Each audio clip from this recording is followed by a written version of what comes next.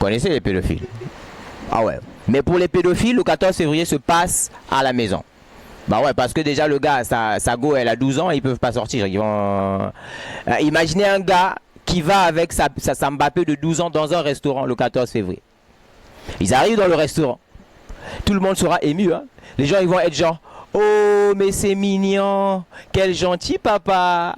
Il a préféré faire sortir sa fille le 14 février au lieu de la laisser entre les mains d'un pervers. En gros, c'est lui le pervers, frère. Non, honnêtement, les pédophiles ne peuvent pas sortir le 14 février. C'est pas autorisé. Il y a aussi une catégorie de gens qui célèbrent le 14 février. Ça va vous choquer, mais c'est vrai.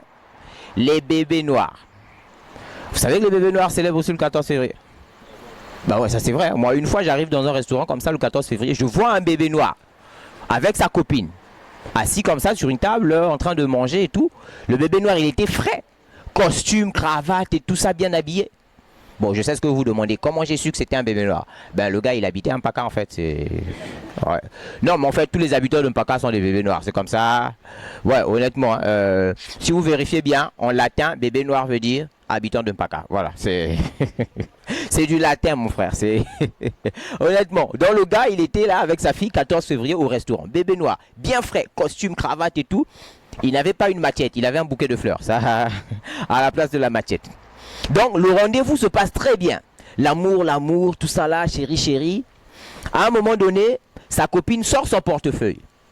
Et sur le portefeuille, il y avait le drapeau des États-Unis. Vous voyez déjà là où je veux venir. Or, le gars, c'était un arabe. Il voit le drapeau des États-Unis sur le portefeuille de sa copine. Le rendez-vous romantique change de tournure. Ça devient une confrontation. Il dit yo zana ma seke. Donc il y a un territoire ennemi au lac sanga ba couleur. Yo. Et la fille panique et dit mais bébé, qu'est-ce qui se passe? Age nango yo gogo nago za bébé na yo. Petit ma kita na se pomper. Il a fait pomper la fille. En plein rendez-vous du 14 février. Il dit oyo gate pomper. Bako yo kamoto. Non, le regard s'est transformé en concert de Tidjane Mario, frère. Non, honnêtement, les bébés noirs, c'est des gens, c'est des gens. C'est vraiment des gens. Vous savez, moi à l'époque, j'habitais à Mpaka, c'était dans les années quoi 2016 jusqu'en 2018, j'ai vécu à Mpaka. Mais je ne savais pas que mon voisin immédiat était un bébé noir. Vous pouvez imaginer ça. C'est-à-dire que moi, j'habitais là, derrière, il y avait un bébé noir. Personne dans le quartier savait que c'était un bébé noir. Ok? Et donc, un jour, il vient me voir. Il me dit, frérot, je t'invite ce soir à un mobile. Moi, avant, je ne connaissais pas le mobile. Moi, je me disais, le mobile, c'est peut-être un VIP. Ou, je sais pas, c'est un nouveau bar qu'on a ouvert dans le quartier. Moi, je lui ai dit, d'accord, frérot, je serai là à l'heure, au lieu du rendez-vous. Il me dit, nickel. 18 h, je vais. Or, chez les bébés noirs, le mobile, c'est quoi? C'est une opération de bébé noir. Ok? Tramoutina, tout ça là, vous voyez le genre. Donc, je sors. 18 h.